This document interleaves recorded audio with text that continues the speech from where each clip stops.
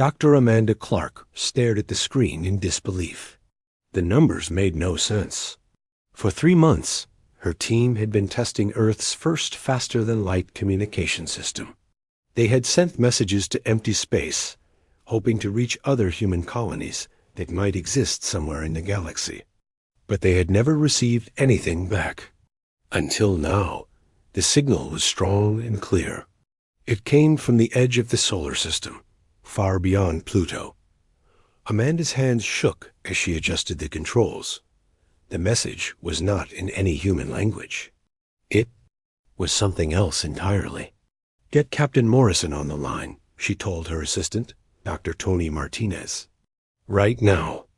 Captain Jake Morrison was having his morning coffee aboard Terra Prime, Earth's main orbital defense station. The station circled Earth like a metal moon, watching for asteroids and space debris that might threaten the planet below. It was quiet. Work, mostly boring. Jake had been doing it for 7 years. The communication alert startled him. Dr. Clark's face appeared on his screen, and she looked scared. "Jake, we have a problem," she said. "A big one. You need to look at the edge of the solar system. Now." Jake turned to his scanner operator. "Run a deep space scan. Full power. Check everything beyond Neptune." The scanner hummed to life. Jake watched the screen as it showed the familiar darkness of space. Then, suddenly, it lit up like a Christmas tree. "What the hell is that?" Jake whispered. The scanner showed hundreds of objects. They were huge, much larger than anything humans had ever built. They moved in perfect formation, like a vast army marching through space. And they were heading straight for Earth. "Dr. Clark," Jake said into his communicator, "are you seeing this?" "Yes," Amanda replied. "We're getting a transmission from them." "Jake, they're trying to talk to us." The message came through on all frequencies at once. It was translated into perfect English, though the voice sounded cold and mechanical. "Primitive species of the third planet," the voice said. "You have been detected using faster-than-light communication. This technology is forbidden to inferior races. You will surrender your world within 72 hours. Resistance is futile. Submit now, and your deaths will be quick." Jake felt his blood turn to ice. He had fought in the Resource Wars 20 years ago, but this was different. This was something humanity had never faced before. "Send an emergency alert to Earth Command," Jake ordered his crew. "Priority Alpha, we have hostile alien contact." Within an hour, every leader on Earth knew about the alien fleet. President Lisa Carter called an emergency meeting of the United Nations. The Great Assembly Hall in New York had never seen such tension. Admiral Rick Hayes, Earth's top military officer, stood before the crowd of world leaders. His face was grim. "The situation is simple," he said. "We are facing an enemy fleet of approximately 400 ships. Each ship is at least 10 times larger than our biggest vessel. They have technology we don't understand. They have given us 72 hours to surrender. What are our options?" asked the president. Admiral Hayes looked down at his reports. "Earth's entire space fleet consists of 12 patrol ships and maybe 20 mining vessels. Our most powerful weapons are nuclear missiles, but we don't even know if they can reach the enemy ships. So we're defenseless?" President Carter asked. "Not defenseless," Admiral Hayes replied, "but outgunned by a factor of about 1,000 to 1. Dr. Clark had been listening to the meeting through a secure video link. She raised her hand. "There might be something," she said. "When they sent their message, they had to use our communication protocols. I've been analyzing their transmission. They're advanced, but they follow patterns. Predictable patterns." "What does that mean?" the president asked. "It means they're confident, maybe too confident. They think we're so primitive that we can't hurt them. That might be their weakness." Jake Morrison was still on Terra Prime, watching the alien fleet move closer. Every hour, they covered millions of miles. At their current speed, they would reach Earth in less than 3 days. His communication officer, Lieutenant Sarah Davis, looked up from her console. "Captain, we're getting reports from all over the system. The aliens are scanning everything. Our moon bases, the Mars colonies, even the asteroid mining stations. Are they attacking?" Jake asked. "No, sir. Just scanning, like they're taking inventory." Jake understood. The aliens were cataloging everything humans had built. They were studying Earth's defenses, probably laughing at how weak they were. But Jake had fought in wars before. He knew that sometimes the weaker side could win if they were smart enough, if they were desperate enough. "Sarah, get me a direct line to Dr. Clark and patch me through to Admiral Hayes. I have an idea." Meanwhile, in space, the alien fleet moved with deadly precision. Their commander, Admiral Zeke Toth, reviewed the reports from his scanning teams. The third planet's defenses were even weaker than expected. "These humans have barely left their home world," he told his officers. "They have no shields, no energy weapons, no real military capability. This will be the easiest conquest in hegemony history. Should we begin the attack now?" asked his second-in-command. "No," Zeke Toth replied. "We will wait. Let them fear us for the full 72 hours. Fear makes the final victory sweeter." Back on Earth, the clock was ticking. Governments around the world were preparing for the worst. Some leaders wanted to surrender immediately. Others wanted to fight, even if it meant certain death. Dr. Clark worked without sleep, studying every detail of the alien transmission. She had found something interesting. The aliens used a type of energy that created specific patterns.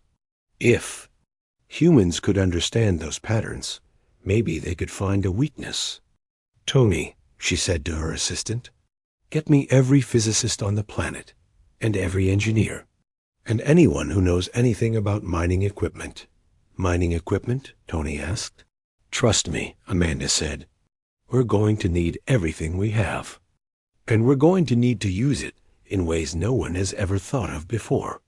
The alien fleet continued its approach. Soon, they would be close enough to attack. But Admiral Zeke Toth was patient. He had conquered 3,000 worlds for the hegemony. He knew that fear was often more effective than force. What he didn't know was that humans were different. When humans were afraid, they didn't just surrender. They got creative. They got desperate. And desperate humans were the most dangerous creatures in the galaxy. The 72-hour countdown had begun. Earth's fate would be decided soon. But the aliens were about to learn something that 3,000 other worlds had never been able to teach them. Sometimes the smallest dog bites the hardest. Commander Steve Brooks had not slept in 48 hours. He sat in the war room deep beneath the Pentagon, surrounded by screens showing the alien fleet's position. The enemy ships were now past Jupiter, moving steadily toward Earth.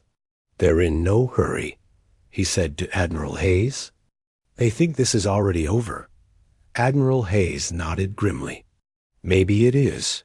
Our best weapons might not even scratch their hulls." But Steve Brooks was not ready to give up. He had spent his life studying warfare, and he knew that technology was not everything. "Sir, I've been thinking about this wrong. We keep comparing their ships to our ships. But what if we don't fight ship to ship?" "What do you mean?" "Every war has two sides. The side with better weapons, and the side that has to get creative. We've been the creative side before." Dr. Clark's voice came through the intercom. "Commander Brooks, this is Amanda. Can you come to the lab? I think we found something." Steve hurried to the research facility. Dr. Clark looked exhausted, but her eyes were bright with excitement. "Look at this," she said, pointing to a complex diagram on her screen. The alien's energy signature follows a specific pattern. It's like a fingerprint. Every time they power up their shields or weapons, they create the same energy wave. So if we can match that frequency, we can interfere with their systems. It's like two radio stations broadcasting on the same channel. They'll cancel each. Other out. Steve studied the diagram. Can we generate that kind of energy? Not with our weapons, Amanda admitted, but maybe with other things. Every piece of technology on Earth creates some kind of energy signature. If we coordinate them, all ... You want to turn the entire planet into a weapon. Exactly. Meanwhile, Captain Morrison was having his own problems on Terra Prime. The alien fleet was now close enough that he could see individual ships with his telescopes.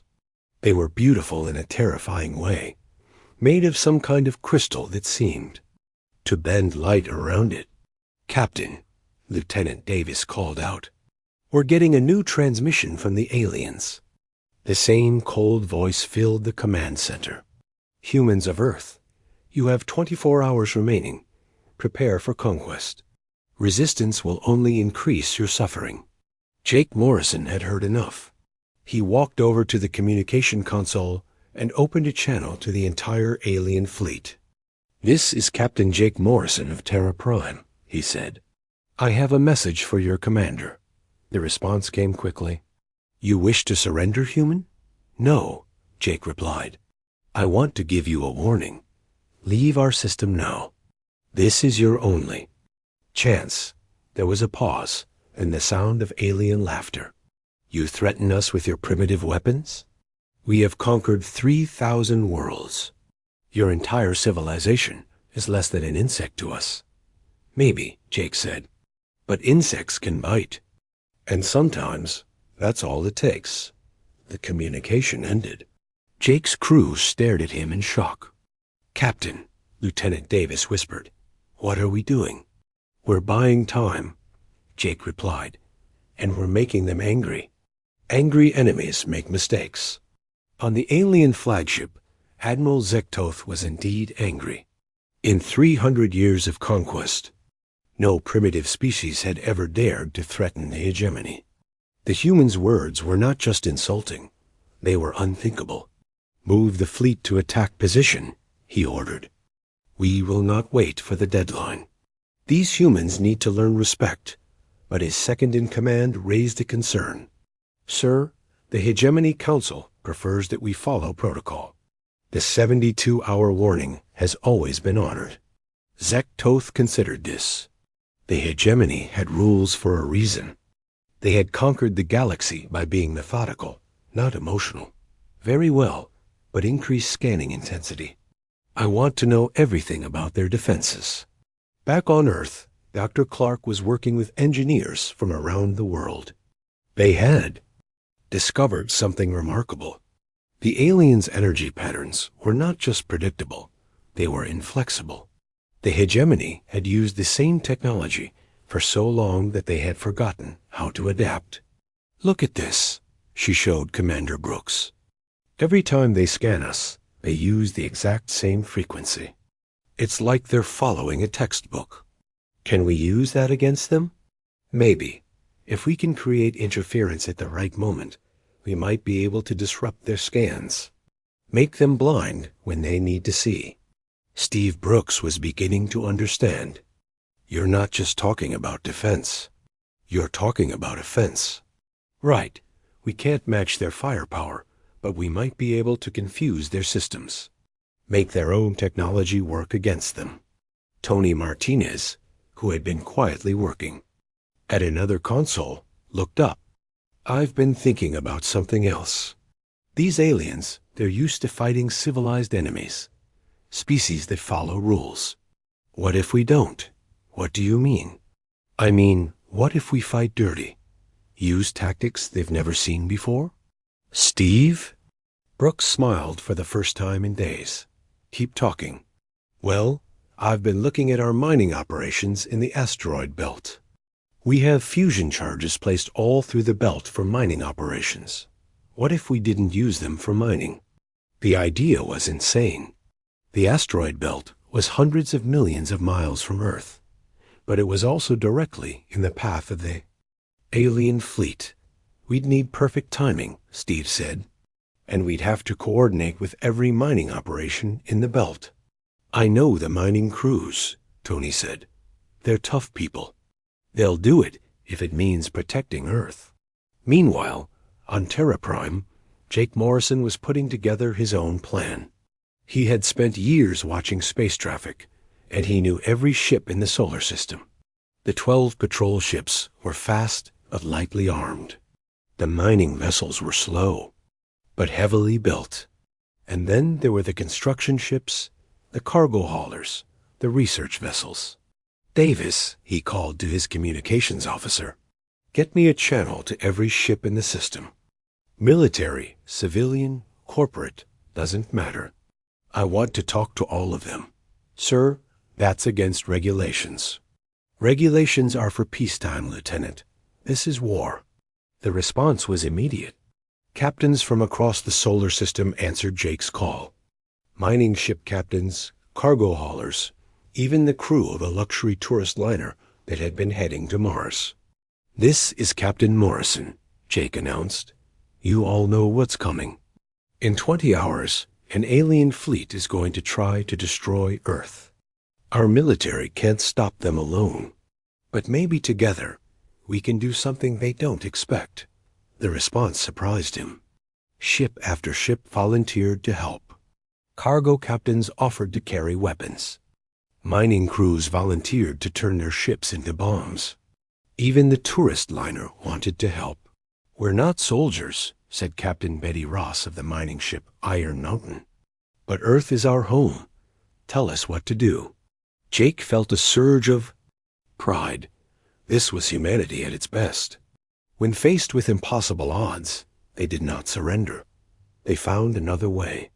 All right, he said. Here's what we're going to do. It's crazy, it's dangerous, and it probably won't work. But it's our only chance. As the alien fleet continued its approach, they had no idea what was being prepared for them. Admiral Zektoth reviewed his battle plans, confident that the conquest would be swift and easy. These humans have no idea what they're facing, he told his officers. Tomorrow, their planet will be another trophy for the hegemony. But down on Earth, and throughout the solar system, humans were proving once again why they had survived every disaster their planet had ever thrown at them. They were adaptable, they were creative, and when pushed to the wall, they were absolutely ruthless. The countdown continued. In 20 hours, the galaxy would learn what happened when you threatened humanity's home. The aliens thought they were hunting sheep. They were about to discover they had cornered wolves. The alien fleet entered the asteroid belt exactly as Dr. Clark had predicted. Admiral Zektoth watched the rocky debris on his screens with mild interest. His ships moved through the belt in perfect formation, their shields easily deflecting. The small rocks and ice chunks. Primitive defensive barrier, he commented to his officers. These humans think scattered rocks will protect them. What he didn't know was that Captain Betty Ross and her mining crew were hiding behind a large asteroid just 3 miles away. They had been waiting for 6 hours, watching the alien fleet approach through their scanner. There they are, Betty whispered to her crew, just like the Earth people said they would be. Her ship, the Iron Mountain, was not built for fighting. It was built for mining asteroids, which meant it was tough, slow, and carried enough fusion charges to blow up a small moon. Today, those charges had a different purpose. Remember, Betty said to her crew, we wait for the signal. Then we trigger. Everything at once. Across the asteroid belt, 47 other mining ships were hiding behind rocks, waiting for the same signal. Each ship carried enough explosives to destroy several city blocks. Together, they carried enough firepower to reshape the entire asteroid belt. On Terra Prime, Captain Morrison watched the alien fleet's position on his screens. They were moving exactly where Dr. Clark said they would go. The aliens were following their own rules so perfectly that they had become predictable. "Signal the miners," Jake ordered. "Phase 1 begins now." The first explosion lit up space like a new star. The fusion charge had been placed inside a large asteroid, turning millions of tons of rock into a high-speed projectile cloud. The alien ships, caught by surprise, raised their shields just as the second explosion went off. Then the third. Then the fourth. Within 60 seconds, the entire asteroid belt was exploding in a carefully planned sequence. Each blast pushed debris toward the next blast point, creating a chain reaction that turned the belt into a massive shotgun aimed at the alien fleet. Admiral Jake Toth felt his ship shake as rocks slammed into the shields. "Evasive maneuvers," he shouted. "What is happening?" "The asteroid belt is destabilizing," his navigator reported. "The explosions are creating a debris field. We need to change course." "Impossible," Zektoth replied. "Asteroids don't explode by themselves. This is some kind of weapon." He was right. As the alien fleet tried to avoid the worst of the debris, they were forced into new flight paths. Paths that Dr. Clark had calculated weeks ago. "They're moving exactly where we want them," she reported to Commander Brooks from her lab on Earth. "Phase 2 is ready." "Do it," Brooks replied. Every communications dish on Earth turned toward space at the same moment. Radio telescopes, satellite dishes, even television antennas were all coordinated by Dr. Clark's team. They created a focused beam of energy that struck the alien fleet just as they were struggling with the debris field. The energy beam was not powerful enough to damage the alien ships, but it was tuned to exactly the right frequency to interfere with their shield systems. The aliens' own technology began to work against them. "Shields are fluctuating," reported the alien tactical officer. "Some kind of interference. Source?" Zektoth demanded. "The third planet. They're broadcasting some kind of signal. Destroy their transmitters." "Sir, the signal is coming from the entire planet. Thousands of sources." Admiral Zektoth realized that he had underestimated these humans. They were not just primitive, they were clever. And clever enemies were dangerous enemies. "All ships, prepare to return fire," he ordered. "We'll teach these humans the price of resistance." But the humans were not finished. As the alien fleet struggled with failing shields and debris impacts, Captain Morrison launched Phase 3. "All ships, this is Terra Prime," he broadcast to the makeshift human fleet. "Execute attack pattern crazy. I repeat, attack pattern crazy." What happened next would have been impossible for any civilized species to imagine. The human ships did not attack in formation. They did not follow military doctrine. They attacked like a pack of wild animals.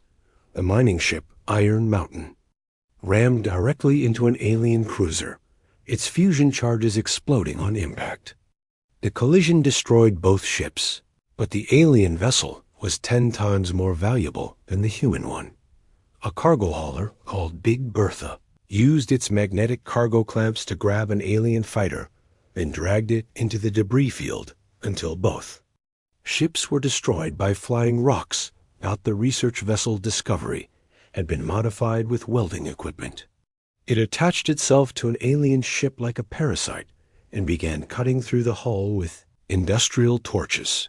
Even the tourist liner Starlight Express joined the fight, using its entertainment systems to broadcast confusing signals that jammed alien communications. "This is insane," Admiral Zektoth muttered as he watched his perfectly organized fleet being torn apart by what appeared to be a random collection of civilian ships. "They're not even trying to survive. They're just trying to hurt us." He was right. The human captains were not trying to win a traditional battle. They were trying to do as much damage as possible before they died. And they were succeeding. Captain Jake Morrison, piloted his own ship, a modified patrol vessel he had named Terra's Fury, straight into the heart of the alien formation. His ship was small and fast, and he used it like a knife, cutting between the larger alien vessels and targeting their communication arrays. "Jake, what are you doing?" Dr. Clark's voice came through his radio. "Get out of there." "Can't do that, Doc," Jake replied as he fired his ship's small laser at an alien sensor dome. These bastards picked the wrong species to mess with. The alien fleet was in chaos. Ships collided with each other as they tried to avoid the suicidal human attacks. Their perfect formation was broken, their communication systems jammed, their shields failing. But Admiral Zektoth had not conquered 3,000 worlds by giving up easily. He gathered his remaining ships and prepared for a final assault on Earth itself. "Enough games," he announced. "All ships, target the third planet. We will destroy their world and be done with this." The surviving alien ships, about half of the original fleet, turned toward Earth. Their weapons began to charge, preparing to reduce the planet to radioactive ash. On Earth, Dr. Clark watched the alien fleet approaching. "Steve," she called to Commander Brooks. "They're coming. Are you ready for Phase 4? "As ready as we'll ever be," Brooks replied. "Amanda, I hope you're right about this, because if you're not, we're all dead." "I'm right," she said with more confidence than she felt. "Trust me." The alien fleet accelerated toward Earth, their weapons glowing with deadly energy. Admiral Zektoth was furious. These humans had cost him half his fleet, but he would make them pay for their defiance. "Fire all weapons," he ordered. "Turn their planet into a graveyard." But as the alien weapons discharged, something unexpected happened.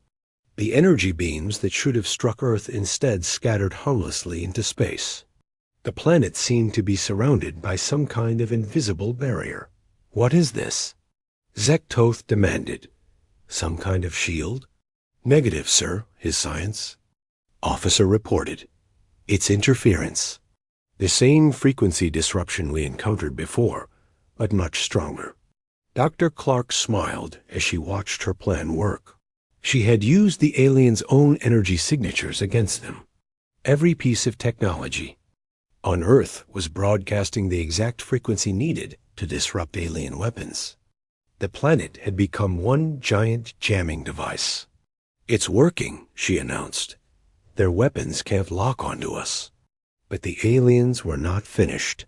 They had lost half their fleet, their weapons were useless, and their shields were failing. But they still had one advantage.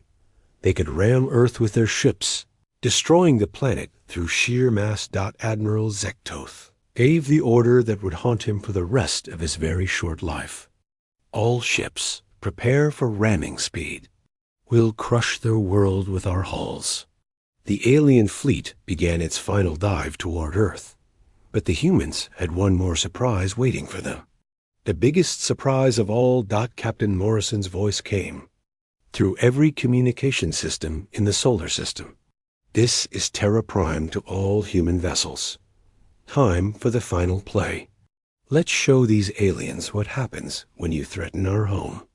The last phase of humanity's defense was about to begin, and Admiral Zektoth was about to learn why humans had never been conquered by anyone, not even themselves. The alien fleet dove toward Earth like falling meteors, their hulls glowing from the heat of atmospheric entry. Admiral Zektoth had given up on weapons and shields. He would destroy the human homeworld through pure mass and velocity. "All ships, maintain course," he commanded. "We'll crash into their planet and end this madness." But as the alien vessels entered Earth's atmosphere, Dr. Clark activated her final surprise. Hidden among the planet's communication networks was a program she had been building for the past 72 hours. It was her masterpiece and her revenge.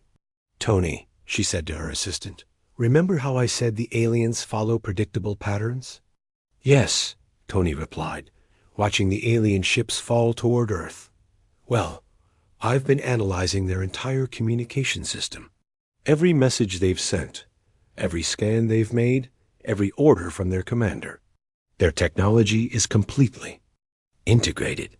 One ship talks to another, which talks to another, and so on.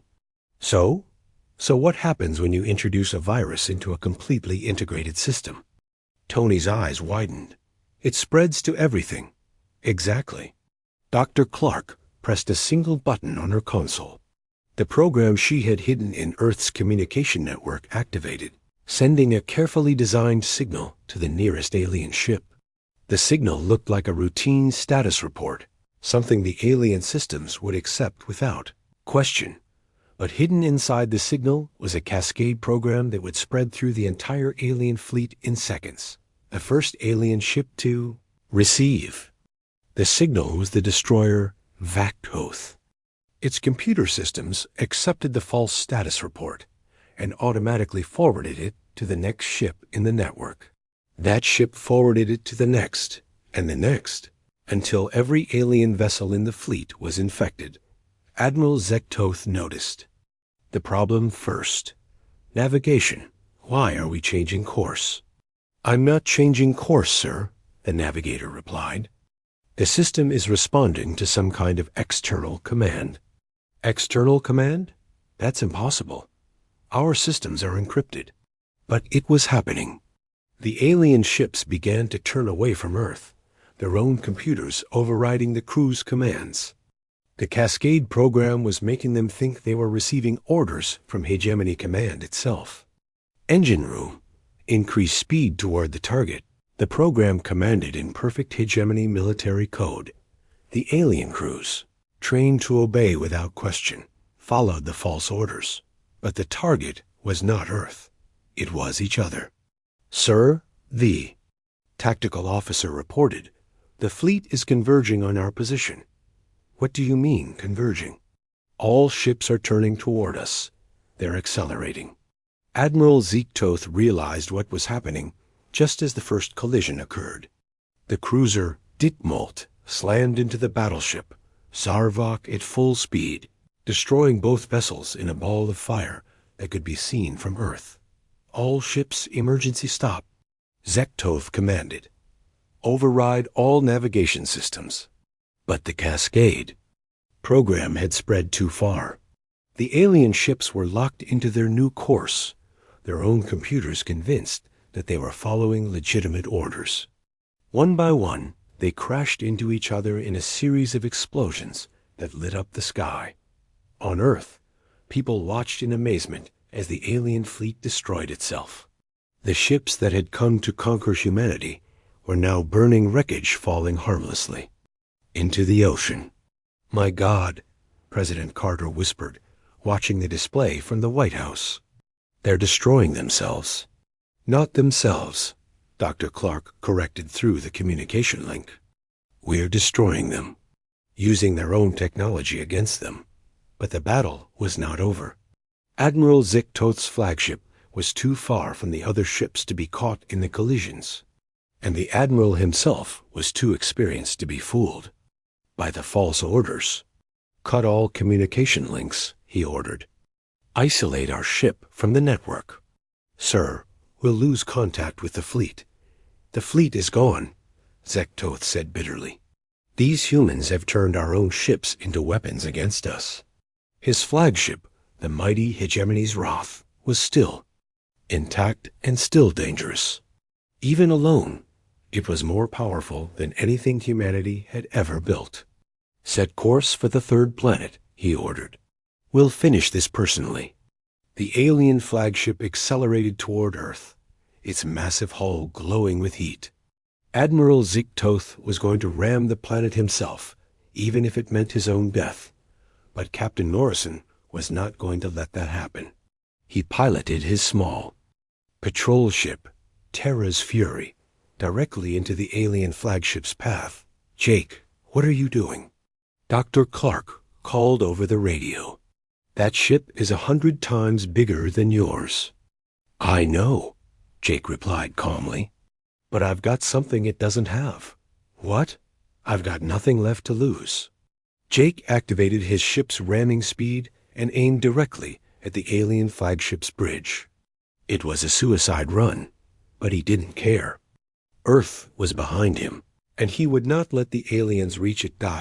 Admiral Zektoth saw the small human ship approaching and laughed. Foolish human, your tiny ship cannot harm us. But Jake Morrison was not trying to destroy the alien flagship. He was trying to damage it just enough to change its course. His ship struck the alien vessel's navigation array, destroying both the array and his own ship in the explosion. The alien flagship, now flying blind, began to drift off course. Admiral Zektoth tried to regain control, but his ship was too big and moving too fast to stop. "Where are we going?" he demanded. "Into the sun, sir," his navigator replied.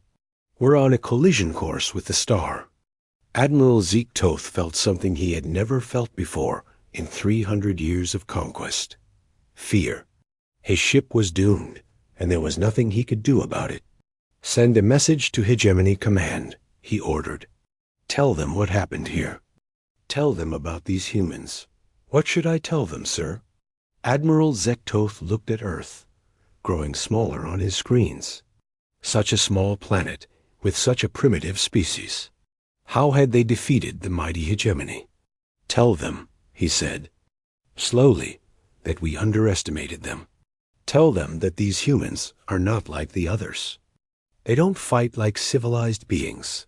They fight like—" He paused, searching for the right word. "They fight like demons." The message was sent just as the alien flagship entered the sun's corona. The ship that had come to conquer Earth was consumed by nuclear fire, and Admiral Zektoth learned too late that there were some species in the galaxy that simply could not be conquered. Back on Earth, the celebration was beginning. The alien fleet was destroyed, the planet was safe, and humanity had won its first interstellar war. But Dr. Clark was not celebrating. She was working on something else, something that would change the galaxy forever. "What are you doing?" "Commander," Brooks asked. "I'm accessing the alien communication network," she replied. "Their ships are gone, but their network is still active. I can reach every planet in the hegemony." "Why would you want to do that?" Amanda looked up from her console with a smile that was both kind and terrifying. "Because I want to tell them what happened here. I want every enslaved world in the galaxy to know that the hegemony can be beaten." "You're going to start a galactic revolution?" "No," Amanda replied. "I'm going to finish one. The hegemony has been ruling through fear for too long. It's time. Someone showed the galaxy that they can be defeated." She began typing a message that would be broadcast to 3,000 worlds across the galaxy. A message that would change everything. The battle for Earth was over. The war for the galaxy was about to begin. Dr. Amanda Clark sat at her console, looking at the alien communication network that now lay open before her. The hegemony had built their empire on perfect communication between worlds, never imagining that someone might use that same network against them. "Are you sure about this?" Commander Brooks asked. "Once you send that message, there's no going back." "Good," Amanda replied. "The galaxy has been living in fear for too long. It's time for that to change." She began typing her message, choosing each word carefully. This would be the most important communication in galactic history. "To all worlds under hegemony control," she began. "This is Earth. We are the species. Your masters came to conquer. We are the primitive world that was supposed to surrender in 72 hours. We are writing this message from our free planet, while your master's fleet burns in our star. Around the galaxy on 3,000. Conquered worlds, beings of 100 different species, stopped what they were doing and listened. The message was being broadcast on every hegemony frequency at once. You have been told that the hegemony is invincible," Amanda continued. "You have been told that resistance is futile. You have been told that no one can stand against their technology. We are here to tell you that this is a lie. On the world of Kelter 7, a reptilian species called the Keth gathered around their communication devices. They had been slaves to the hegemony for 200 years, forced to mine rare crystals for the Empire's war machine. The hegemony sent 400 ships to destroy us, the Earth message continued. They gave us an ultimatum. They told us to surrender or die. We chose a third option. We chose to fight. The Keth leader, an old female named Sisk Tai, translated the message for her people. The humans fought back, she said in amazement. They actually fought back. And they won, Amanda's message continued. We destroyed their entire fleet using mining equipment, communication dishes, and ships that were never meant for war. We turned their own technology against them. We showed them that superior weapons mean nothing if you lack the will to use them properly. On the ocean world of Nephis, the aquatic Moor species listened to the message while hiding in their underwater cities. They had been conquered 50 years ago. Their planet turned into a fish farm for the hegemony. How? Asked their leader, a being named Depthsinger. How did such a young species defeat the hegemony? Amanda had anticipated this question. We succeeded because we refused to follow their rules. They expected us to fight like a civilized species, with honor and proper tactics. Instead, we fought like cornered animals. We used every dirty trick, every desperate measure, every crazy idea we could think of. She paused, then continued. But most importantly, we fought together. Every human ship, every communication device, every piece of technology on our planet was coordinated toward one goal: stopping the invaders. We did not fight as individuals. We fought as one people, defending our one world. The message was having its effect. On world after world, enslaved species began to look at their hegemony overseers with new eyes. If the humans could win, maybe they could too.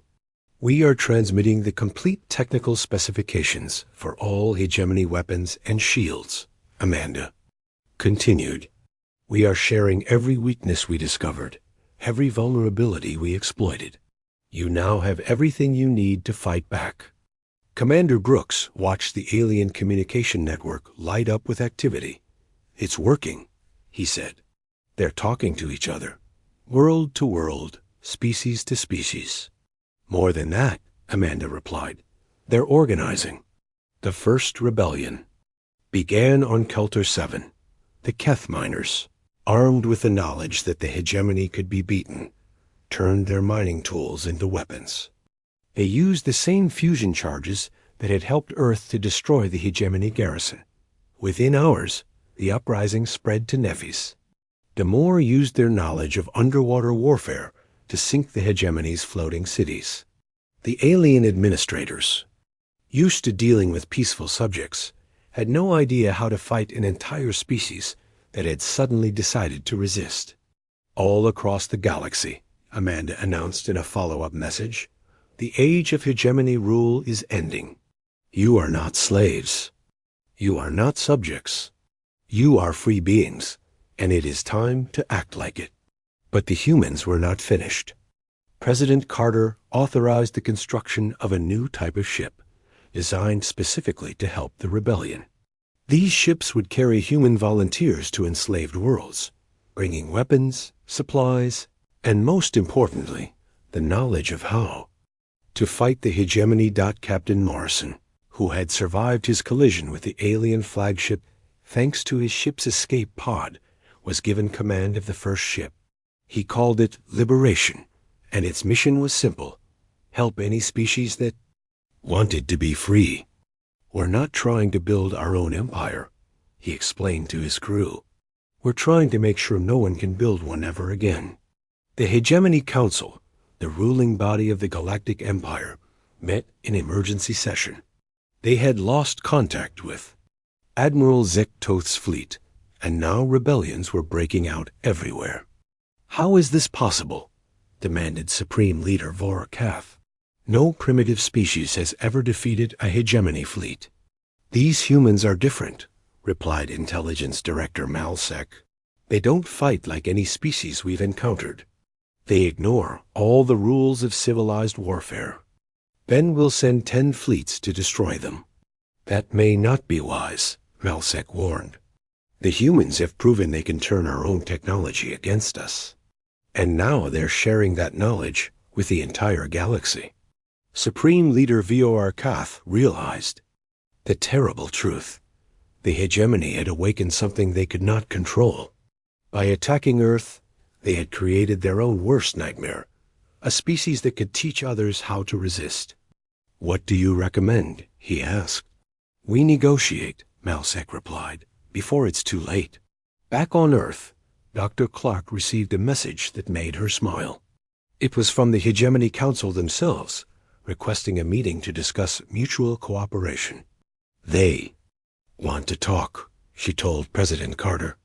They're offering to leave Earth alone if we stop helping the rebellions. What do you think we should tell them?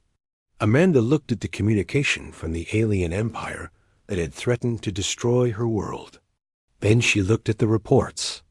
Coming in from across the galaxy, species after species throwing off the chains of hegemony rule. I think we should tell them the same thing Captain Morrison told their fleet, she replied. This was their only warning. They didn't take it. They don't get a second chance. The message she sent back to the Hegemony Council was short and clear. Earth stands with the free worlds. If you want peace, give every species in the galaxy their freedom.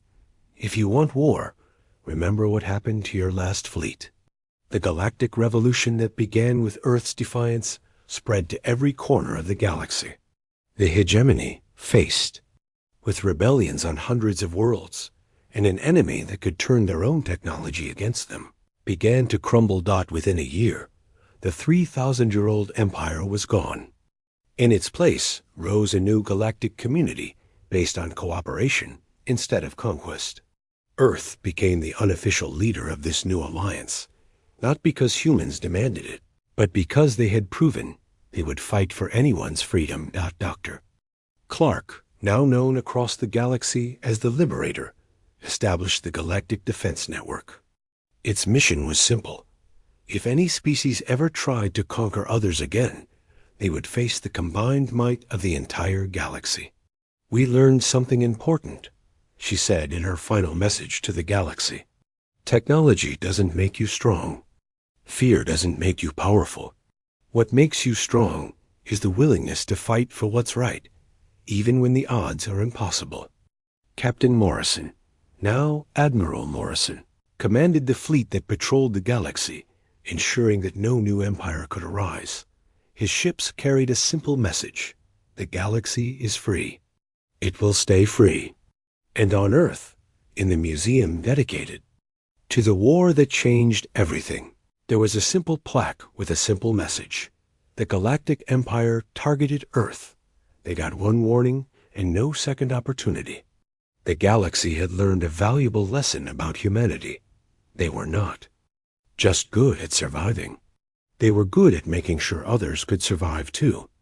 And that made them the most dangerous species in the galaxy to anyone who thought conquest was easier than cooperation. The age of empires was over. The age of freedom had begun. And it all started with a small blue planet that refused to surrender.